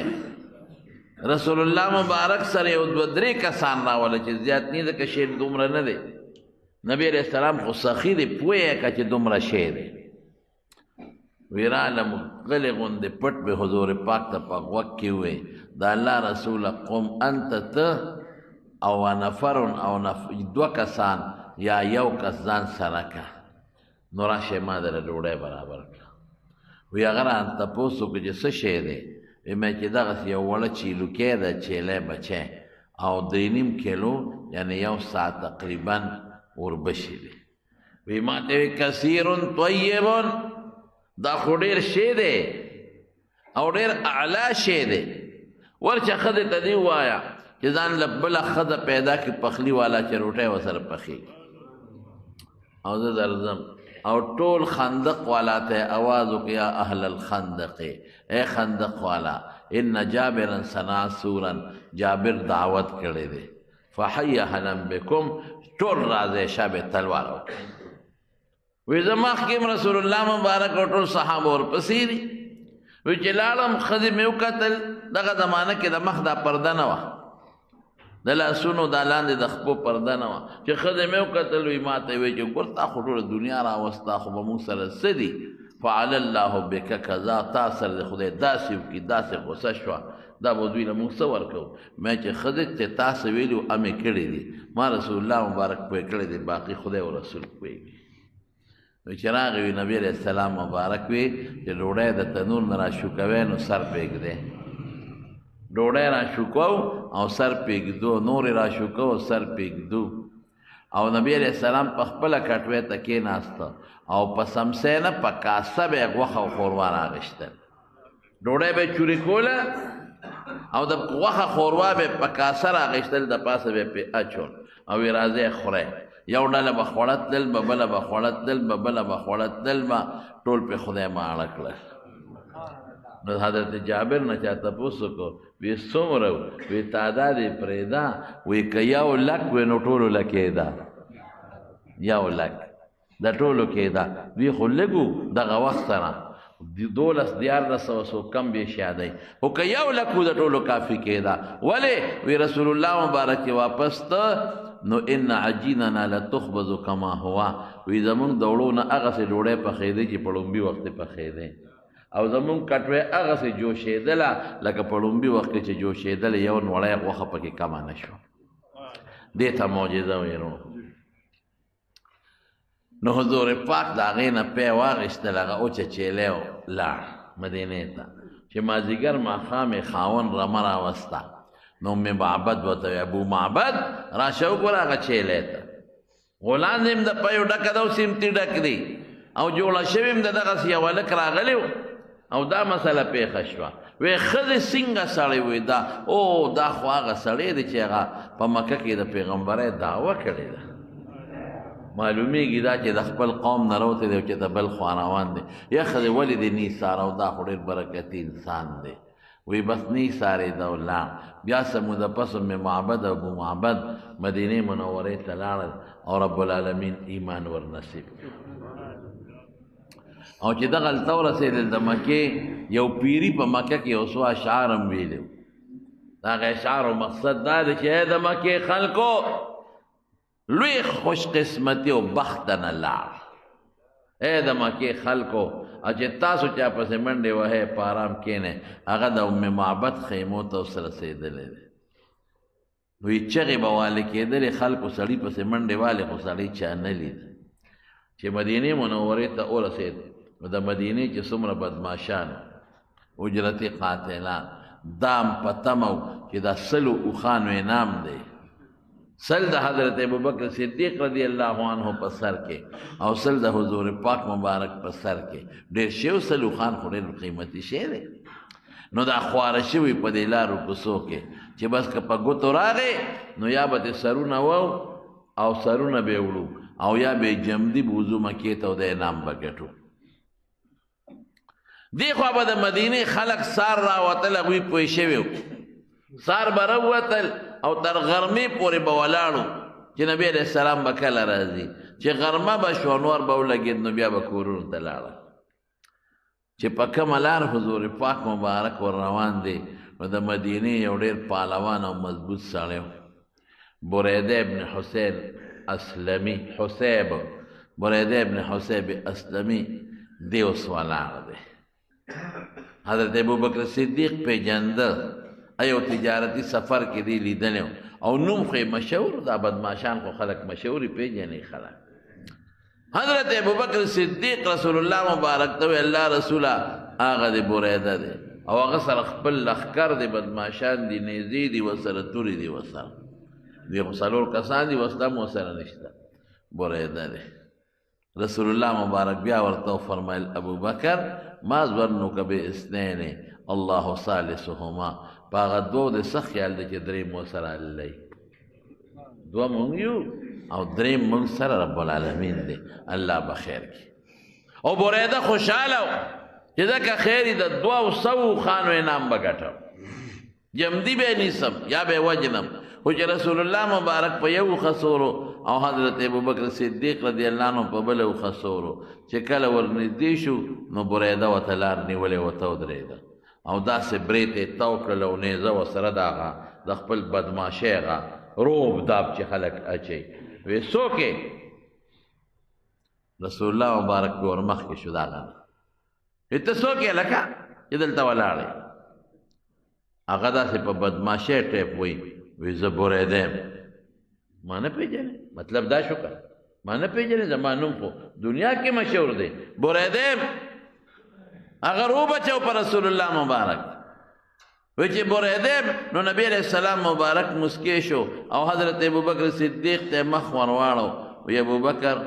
برد الله عدونا الله دشمن سوړ که ښه بریده عربی کې برد یخوالی ته وی نو دې ته نیکفالي وی حضور پاک په نیکفالي ونیوله چې بریده ستا د نوم کې برد یخوالی دی نوم کې د یخوالی دی دا نوم د داسې لفظ نه جوړ دی چې عربی کې هغې ته یخوالی وی نو بس زما دشمن یخ شو سوړ شو نیکفالي رونو جایز او بدفالي ګناه ده سړی د کوره راوځي او داسې ښکلي نوم واوري نو دی خوشحاله شي چې که خیر ورځ مې بختوره ده یا داسې په عالم نظر ولګي یا په نیک سړي نظر ولګي دی خوشحاله شي نیکفالي بالکل جایزه ده رسول الله مبارک په یحب الفال دا به خوښو چې چېرته داسې ښکلي نوم به یې واورېد نو په دې به خوشحالېده عموما چې په سفر به ته ښه نوم به یې واورېد خوشحاله به شو نو چې ښه شي ووینې نو پرې خوشحاله شي او بدفالي ګناه ده ګورې ناروا دي بعد انسان وایي مړه سهار وختي م سترګې په دې پلانکي سپېره لګېدلې دي ورځ م ټوله سپېره ده دا د ګناه خبره ده یاره مړه دا ظالم چې کله م لومبې راشي او ما نه سودا کوي بس هغه ورځ مې تبی بیا دا ګناه ده دا ناروا دي یاره پلانکي سهار وختي چې د کوره راوځم دا سپېره مې مخکې ولاړ ټوله ورځ مو تبی دا بالکل ناروا دي ګناه ورځ نه په چا سپېره کېږي دکانداري او سودا اس په چا بختوروالی شته یو سړی وایي چې یاره که خیري دا سودا دې سړي ما نه واخېسته ورځ به ښي دا ښه ده خیر دی بده نه ده نو نیکفالي چې ښه شي ووینې او ته پرې خوشحالۍ اظهار وکړې دا په شریعت کې جایز دی او بدفالي چې ته یو شي ووینې او ته وایې چې دا خو سپېره دی ورځ به سپېره نو دا په شریعت کې ګناه ده ډېر خلک دا غلطې څوک وایي د نهې ورځ را پورې سپېره ده د نهې په ورځ کار نه کوي څوک وایي د چهارشنبې په ورځ کار نه کوو دا چې کله مې په دې کې کار کړی دا سپېره ده دا په شریعت کې ګناه ده بالکل ناروا ده څوک وایي لکه پلانکي وخت کې به جامې نه اینځو مړی چې وشي نو څلوېښت ورځې زموږ د ښځې جامې نه اینځي څلوېښت ورځې ولې وایي دا بیا په مونږ کې مړی کېږي یا خدای پاک دا اکثر طالبانو ته یو د خدای او د رسول کتاب دی یو د ښځو کتاب دی دا د خدای او د رسول په کتابونو کې دي دا د ښځو په کتابونو کې د جمعې په ورځ جامې مینځه خلک ښځې سوی ولې بیا سړی دغه کېږي نیستي راځي خدای زموږ طالبان خو ټولو جمعې په ورځ دي هغې روزګار جمعې په هغې خو نیستي رانله دا په شریعت کې د مارونو ناروا دي ښه بلکل دا ګناه ده دا ناروا دي نروه سپیره ده خلق چې سپیرې نو بیا ویلی شي بیا زمانې ته خلق نسبت کوي چې دا خرابه زمانه ده خو بذات نه خلق سپیرې فی ایام نحسات خلق سپیرو نو قرآن شریف کې هغه ورځو ته بیا نسبت وشو خو د ورځو کې څه سپیروالي نشته ټولې ورځې د خدای دي او ټول نظام د الله په لاس چلیږي چې ته بختورې ورځې ټولې بختورې دي او چې ته سپیرې نو ورځې ټولې سپیرې دي چې هغه وی بریده نو برد یخنۍ ته وایي بس رسول الله مبارک ابوبکر صدیق ته وکتل مسکی شو وی ابوبکر وی دشمن مې یخ شو سوړ شو ورته وی د کم قوم سره تعلق لري وی د اسلم قبیلې سره اسلم قوم نو اسلم د سلامتیا نه وته دي عربی کې نو ابوبکر ته مخ واړو مسکی شو وی وصلنا بسلامت ابوبکر په سلامتیا را ورسید بیا نیکفالي واغشته وی قبیله دې کومه ده بنو سهم سهم یې ته وایي وی ابوبکر الله را لخیصه راکړه حضرت ابوبکر صدیق وایي چې رسول الله مبارک مسکی کېږي او نیکفالی نیسي او زه په سودا کې پروت یم چې دا ظالم چې د په حضور پاک غزار ونه کړي ما سره دا سودا ده دې کې د حضور پاک مبارک نه چې دا تپوسو نه وکړل نا بریده ورته ته څوک یې داسې بدماشۍ ټیپ باندې رسول الله مبارک ورته وایي انا محمد صلی الله علیه وسلم عبد الله ورسوله د خدای بنده او د خدای پیغمبر قسم دې د دواړو جهانو مبارک سردار کې ډېره زیاته عاجزي وه کبر پکې نه د خدای بنده دا لفظ یې مخکې که او د خدای رسول د الله بنده ما او د خدای رسول او چې بریده دا واورېدل نو یعنې زه په لاس کې و یو ځمکې له ټس ورکړه او فورا وسوئ وی ان وجهک لیس بوجه کذاب ای سړي ستا مخ د دروغجن سړي مخ نه دی دا د مخ نه معلومیږي د مخ مبارک ته چې د ما وکتل نو ته رښتونې ته دروغجن دی زما وروڼو یو ډله داسې هم ده په خلکو کې چې هغې ته الله پاک صرف د رسول الله مبارک د مخ په کتو ایمان ورنصیب کړی او یو ډله هغه سپیره وه چې رسول الله مبارک 40 کاله ورکې تیر کړل او ښه ورته پته وه چې دا رښتونی دی دروغجن نه دی امانتګر دی لیکن د هغوی خاتمه په کفر شوه دا د الله یو عجیبه نظام سلمان ز فارسو بلال زی حبشو صہیب ازرو زی خاک مکہ ابو جہل انچی بلعجب است سلمان د فارس نه راغی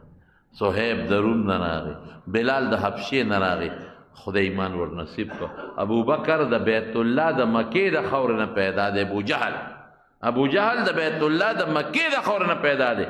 دوزخی دی وستا مخ د دروغجن سړي مخ نه لري رښتونی ستا څه پیغام دی وی د خدای پیغمبر زما د دین اسلام نوم دی وی زه به د څنګه ملګری کېږم وی دا دوه ټکي به وی اشهد ان لا اله الا الله واشهد ان محمدا عبده ورسوله الله یو دی شریک نشته زه د خدای بنده او د خدای رسول یم بریده سره د خپل لښکر نه کلمې شهادت وی الله مسلمان او بیا څه وی وی د الله رسوله د مدینې خلق قبایلی خلق دی نو که ته زما په امان کې مدینې ته داخل شو نو ته به محفوظ یې هسې نه که په لاره دې څوک نقصان لکه پخوا چې همدې نه چې د څوک مخلوط قبایلو ته وتښتېد یو ملک په امن ورکړه هغه ته بیا چا غږ نه شو کولی ویل لکه د پلانکي ملک په امن کې دی نو که زما امن کې داخل شو نو ته به محفوظ شي رسول الله مبارک به ډېره ښه ده دا ښه ده نو څه چل یې وکړه خپل پټکی را کوز که او د نیزې په سر کې واچو بریده او راغی د رسول الله مبارک د اوښې هغه پړی ونیوه او مخکې ته د نوکر روان دی او لښکر ته وی ګیر چا پیره تاو شي چې څوک تاوان نقصان ونه رسوي او چغه به یې واله ای خلقه واورئ نبی علیہ السلام د بریده په امان کې مدینې ته داخلېږي ګورې که چام په کږو سترګو کتل چې سترګې ته وباسه یعنې د الله نظام ته ګوره سار کې د پیغمبر دشمن او غرمه او ماسپخین د پیغمبر نوکر سار د پیغمبر مرګ پسې ګرځه ماسپخین د رسول الله مبارک حفاظت کوه سار کې توره ورسره ده د پیغمبر دشمنۍ ته ولاړ دی او مازدیګر کې بیا د نبی علیه السلام خادم دی او پیغمبر پړی لاس کې نیولې دی او پیاده ورسره روان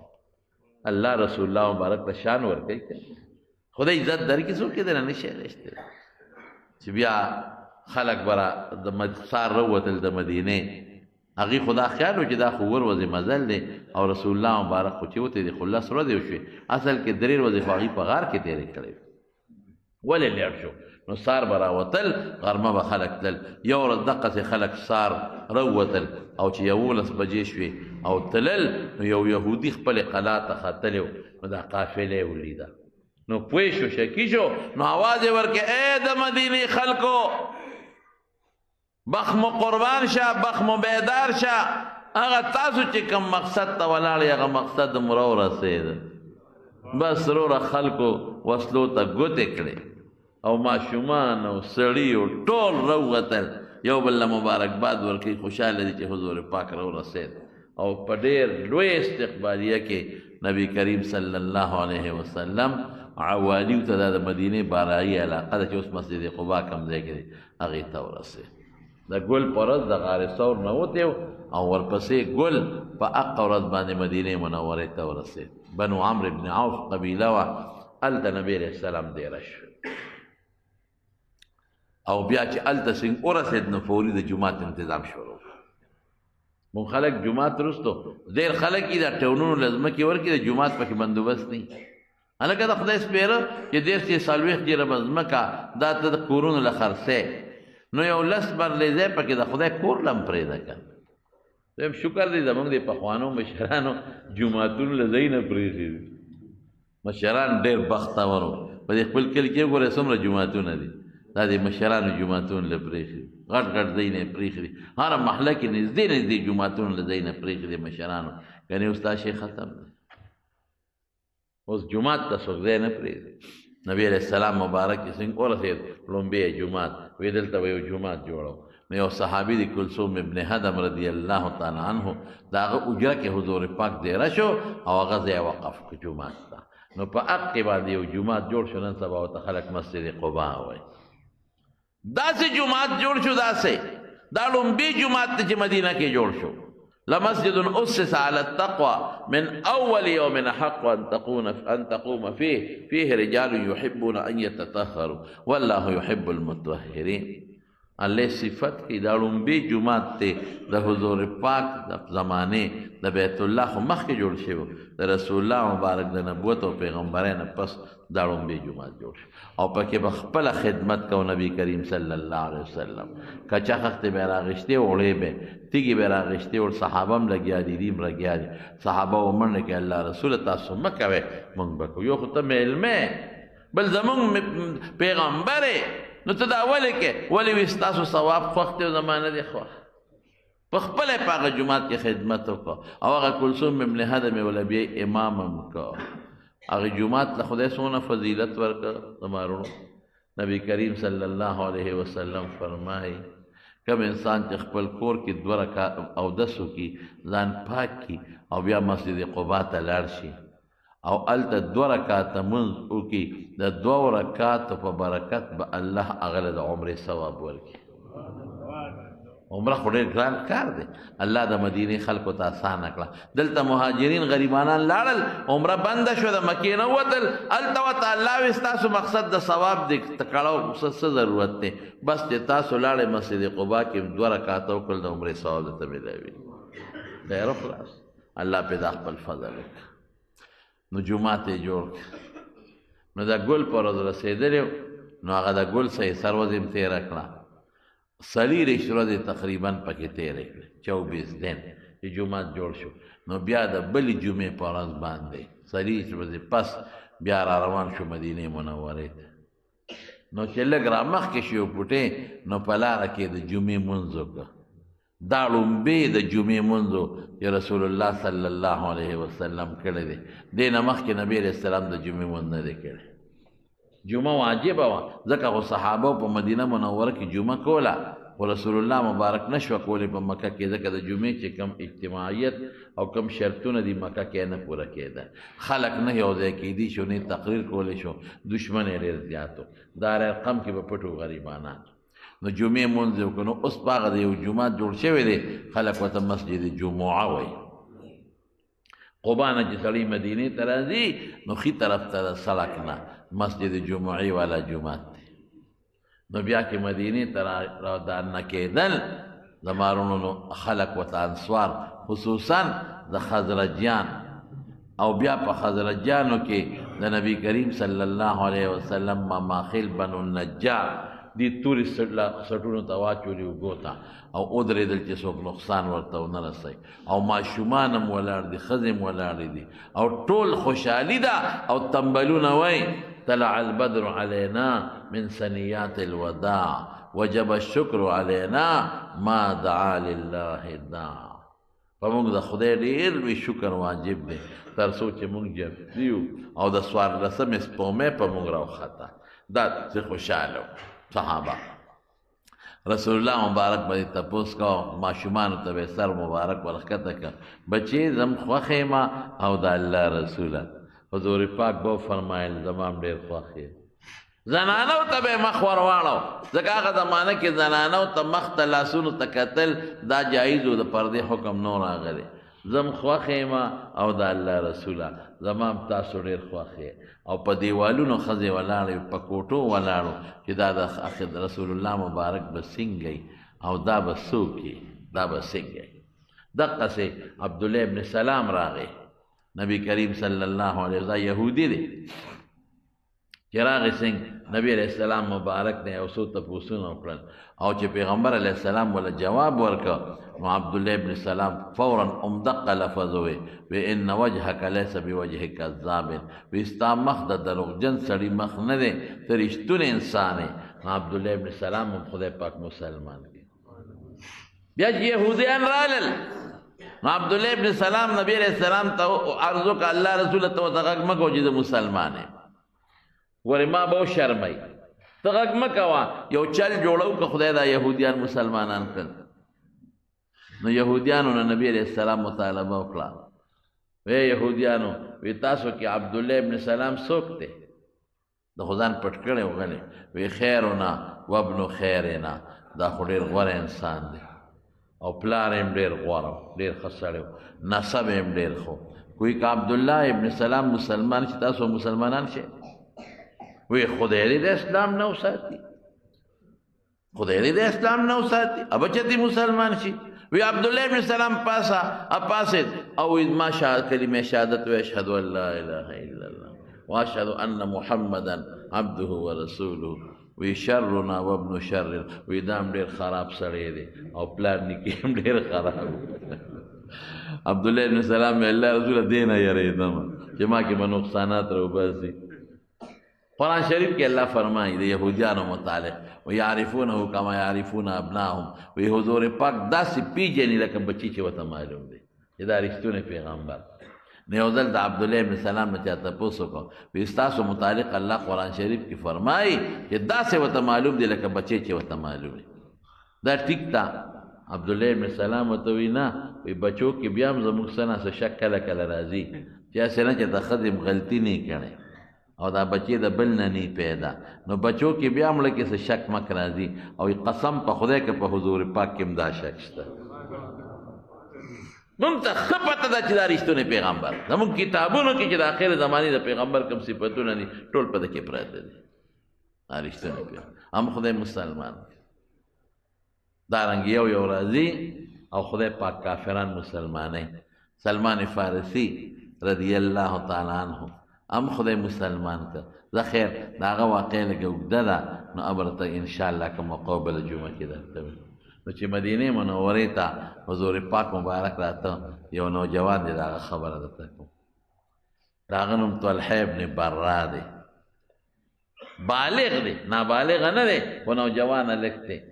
او د حضور پاک د دې اوښې مبارکې نه کله داسې کله داسې تاویږي را تاویږي. نبی علیہ السلام پې شکي شو، برخوردار دلته راشه څه کې، کله داسې تاویږي کله داسې تاویږي، توره ورسره ده. وی احبک یا رسول الله، د خدای رسول ډېر مې خوښې، ما ولیدې بس په تا عاشق یم، ډېر مې خوښې. حضور پاک ورته وفرمایل وی زه دې خوښ یم، ویو بیا خو به زما خبره هم منې که نه. وی اړر کوه صاحب، یادو ساتئ زما وروڼو، د مینې مقصد سی چا سره چې د محبت او مینه د هغه تابعداري به کې، د هغه خبره به منې. او که ته وایې چې نه دا خو مې ډېر خوښ دی خو خبره یې نه منې، دا دروغجن دی، دا سړی دا رښتونی سړی نه دی چې د چام پیغمبر خوښي د هغه تابعداري به کوي. که د چام پیغمبر سره مینه د هغه شکل به خوښي، د هغه کردار، د هغه گفتار به خوښي. هغه کار به نه کوي چې کم کار نه رسول الله مبارک منع کړی دی، په کم کار خفه کېږي. وی زه دې خوښ یم، ویو بیا خو به زما خبره هم منې. وی حضرت حکم کوه. وی ښه ورشه پلار دې مړ که سر دې پرې که او ماله راوړه. ځه. وی صاحب دلته لږ ودرېږه، دا خو ډېره پوټینۍ خبره ده. اوس به زما د پلار سر ستا په خپو کې پروت دی،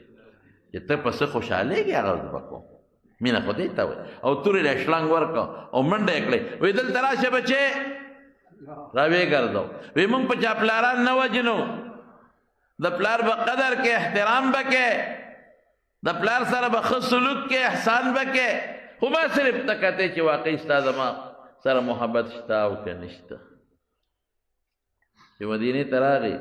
څه موده پس یې تپوس وکړو، یو ورځ نیمه پس یاره یو هلک و، طلحې نوم و، د برا زوی و، او ما سره ډېره مینه وه، هلک نه ښکاري. وی حضرت اخو چې اقه ستا نه تللی دی ناجوړه دی. وی ځای چې دو تپوس دی. قبا کې بنو عنیف یو قبیله و، دی په هغې کې اوسېده. د هغه د کور په دی داسې معمولي غوندې جومات کې شانترې چت پې نشته، صرف دیوال ته راتاو دی. هسې پکې خلکو جانمازونه اچولي دي. زه ورغلی یم، ما هغه ځای کتلی دی. د قبا نه داسې 1 کیلومیټر بره دی مسجد قبا. رسول الله مبارک صحابو ته دی چې تپوس ته یې لاړ شو. چې تپوس ته یې ورغی، د دې غریب په بستر پروت و ناجوړه. چې رسول الله مبارک ته یې وکتل نو ډېر زیات یې وچاړل. نو حضور پاک مبارک تسلی ورکړه، وی طلحه بچې الله به دې جوړ کړي، مه خفه کېږه. وی نه د الله رسوله زه خو په دې نه یم خفه چې زه به مړ شم. مرګ له خو یو ورځ مقرره چې کومه مقررې په هغې به مرم، خفګان مې په بله وجه دی. ما چې تو لیدې نو زما په زړه کې تا سره ډېره مینه پیدا شوه. ما هغه وخت دا فیصله وکړه چې زه به ستا په سفر او په حضر کې خدمت کوم، تا نه به نه جدا کېږم، تا پسې سپلی به ګرځوم، بس زه به ستا خادم یم. نو جاړم په دې چې دا ارمانونه به قبر ته یوسم، ستا خدمت مې نصیب نه شو. ما وی تا نه به زه جدا څنګه شم، هر ورځ به کله چې زه به تا نه جدا کېږم، زه به هر وخت تا سره یم او ستا خدمتونه به کوم. نو په دې جاړم چې هماغه ارمان پوره نه شو، دا به قبر ته یوسم. حضور پاک مبارک تسلي ورکړه. او چې بار راووت، وی داسې معلومیږي لکه د طلحه دې بیمارۍ کې مري. نو که دې وفات شو نو ګورې ما به خبره جنازه به پرې زه کوم. هغه شکي شو. هغه وی رسول الله مبارک څه فرمایل؟ وی داسې څه خاص خبره نشته. وی نه زه پوه شوم. وی ګورې که زه مړ شم زما جنازې له به نبي علیه السلام مبارک نه راغواړي. ولې؟ حضور پاک فرمایي چې زه د چا په چا جنازه وکړم، زما په جنازه الله پاک هغه له په قبر کې رڼا پیدا کړي. ولې نه راغواړو؟ نن موږ وایو مولوي صاحب پلان کې ناجوړه دي، خو چې زما جنازې له راشي. شل کاره دې پرېږدي، درس دې هم نه کوي، بخاري دې هم پرېږدي، خو جنازې له راشي. داسې نه وه. څه وایي؟ وایي خیر دی زما جنازه دې ونه کړي، خو که زما جنازې له راځي نو په لاره د یهودیانو کورونه دي، څوک تکلیف ورته ونه رسوي. زما جنازې له دې را نه شي، خو چې ده ته تکلیف ونه رسېږي. مینه دې ته وایي. اتفاق دا د شپې غریب وفات شو صحابه خخ سار رسول الله مبارک هغه ته خو به صحابه لکه د بچو ښکارېدل او چې چا کې مینه به ډېره وه بل شان و بیا وی هغه طلحه معلوماتو کې څنګه دی وی حضرت بیګا وفات شوی دی جنازه کله ده وی د شپې م خښ کړې دی جنازه مو کړې ده تاسو ته ما نه وي زه به جنازه کوم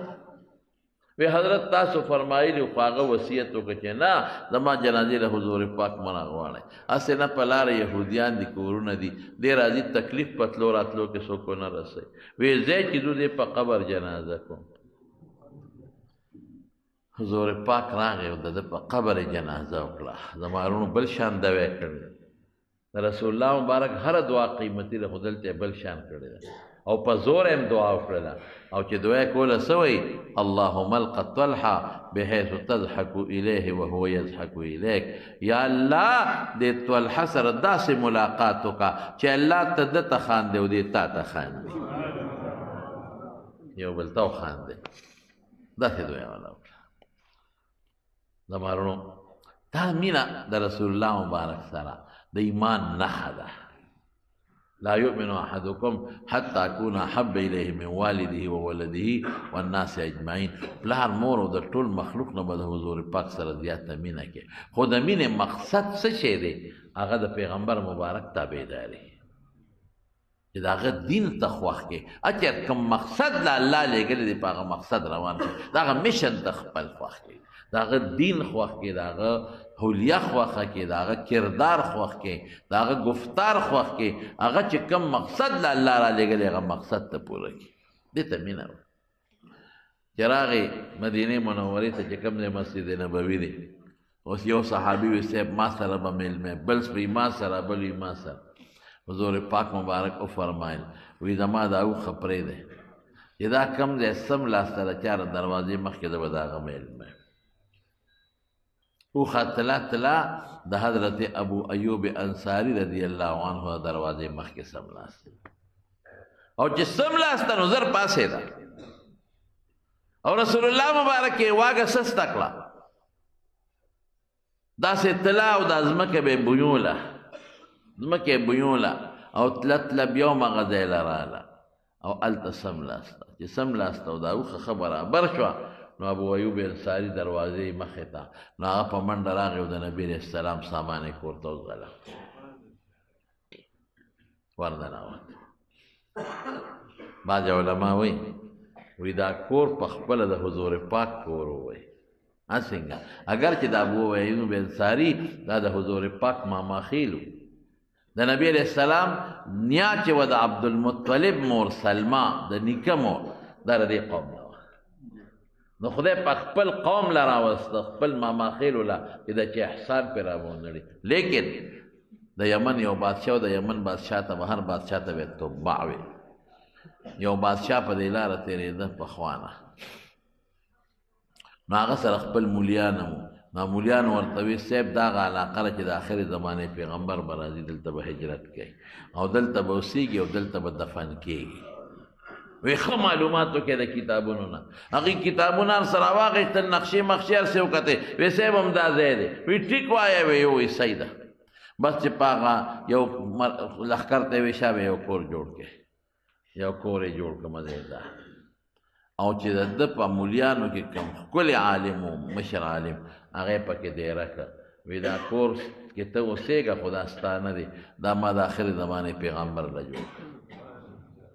که ستا وخت کې راغی نو دا کور به ولول او یو خط یې ورته لیکلی بادشاه ولیکه چې دا کور مې تا له جوړ کړه په دې بنیاد چې ما ته مولیان ووایي د خپل دین چې د آخر زمانې پیغمبر به دلته راځي ما دله دا کور جوړ کړه دا ستا دی او په تا سلام ابو ایوب انصاري ته یې ویې که ستا وخت کې راغی ته به یې ورکړي کور به ورته وسپاري او که ستا وخت کې رانغی نو بچو ته دې ووایه چې دا ګورې د هغه کور دی هغې به یې سپاري او بچو ته ووایه چې هغې خپلو بچو ته دا وصیت کوي اتفاق دا چې دا ابو ایوب انصاری دا هغه مولا صاحب په نوسو کې و دا هغې نوسو کې نو گویا کې خدای پاک حضور پاک مبارک خپل کور له راوست نو چې راغی نو ابو ایوب انصاری حضور پاک مبارک ورته ابو ایوب ته بره اوسېږه ګوچه ته زه به لاندې اوسېږم ما له مېلمانه راځي نو چې زه بره یم او په تا راتېرېږي نو بده خبره ده ویخه حضرت. نو ابو ایوب انصاری برک چت کې دیره شو او رسول الله صلی الله علیه وسلم لاندې. نو چې شپه شوه نو ابو ایوب انصاری ښځې ته وایي دا هم څه غلطي وکړه، مونږ به بره یو حضور پاک مبارک به زمونږ د خپو لاندې، دا به څه کوو. نو غریبانانو دواړو شپه دیوال ته تېره کړه چې اوس کوزېدی هم نه شو، هسې نه راویښ نه شي او چې زمونږ د خپو به لاندې را نه شي. نو شپې دیوال ته او عجیبه دا وه چې مونږ سره بر یو لوښی و د اوبو ډک ورانه توی شو. مونږ هسې نه ده لوښی د دې څاڅکي په نبي علیه السلام ورونه څاڅي، نو مونږ سره یو غټ څادر و هغه هم پکې کېښو، هغه اوبې راخ کې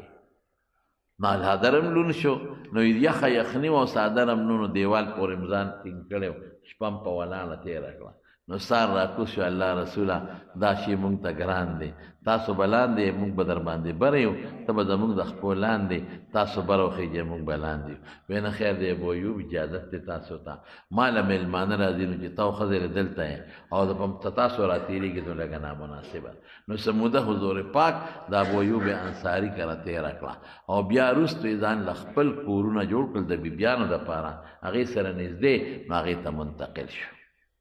او چې راغې مدینې منورې ته نو دلته هم لومړی جومات جوړی. بلکل د ابو ایوب انصاري کور سره خوا کې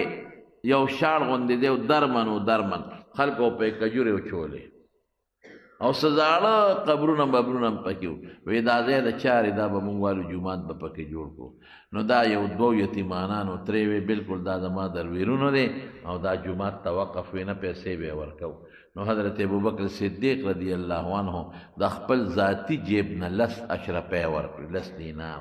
او ځمکې یې واخېسته. نو ځمکې هغه د مشرکانو زاړه قبرونو هغه یې وکنېستل، هډوکي یې ترې لرې کړل او اوار یې کړ او چې کوم پکې د کجورو بوټي موټي و هغه یې ووال، هغه یې غاړو ته کېښودل، یو حدبندي غوندې وکړه او چانکر یې راوړل، دا نري کاڼي پکې خواره کړل چې خټه پکې نی بره پې چت نو نو هغې کې به حضور پاک مونځ کو، دا جومات شو.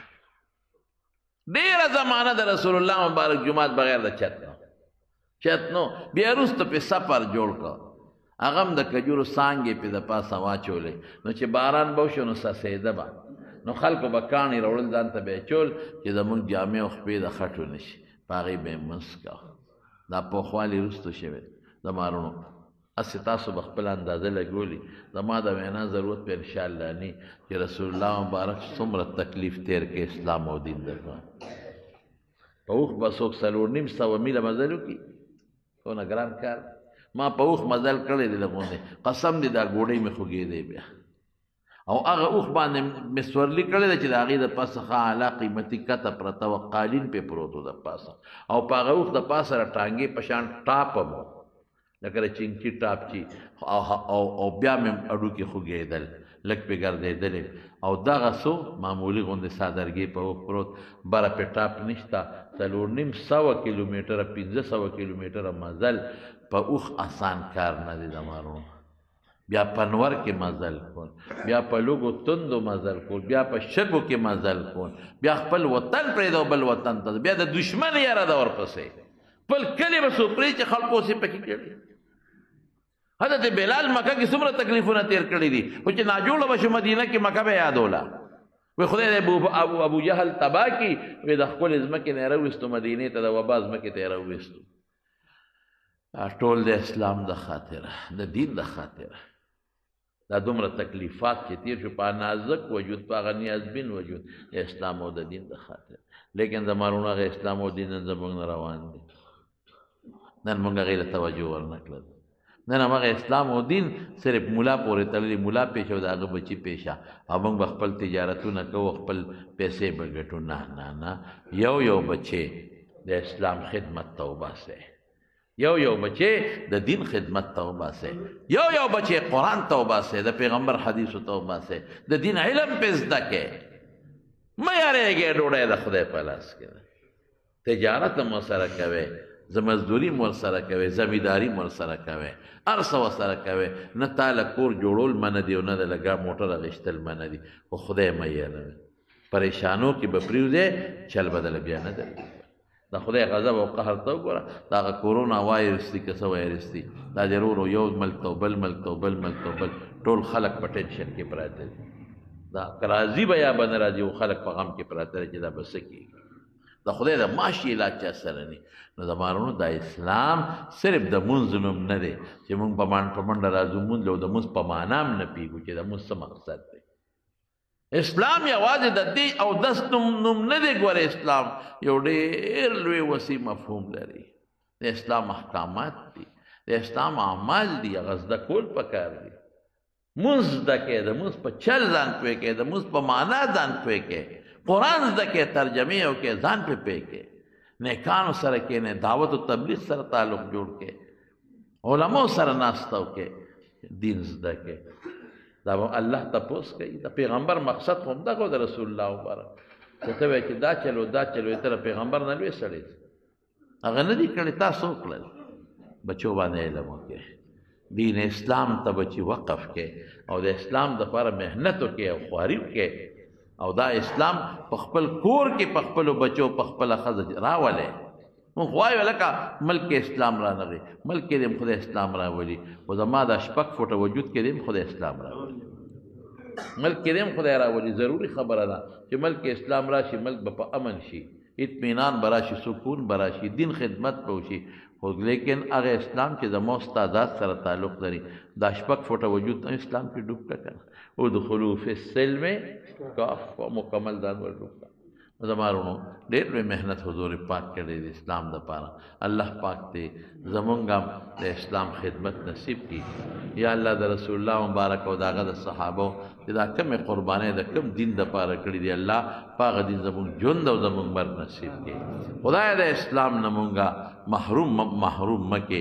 اسلام او ایمان هم نصیب کړي د بچو نه بچو هم نصیب کړي د دوستانو هم نصیب کړي او الله ته زمونږه ټول وجود په اسلامی احکام باندې منور کړي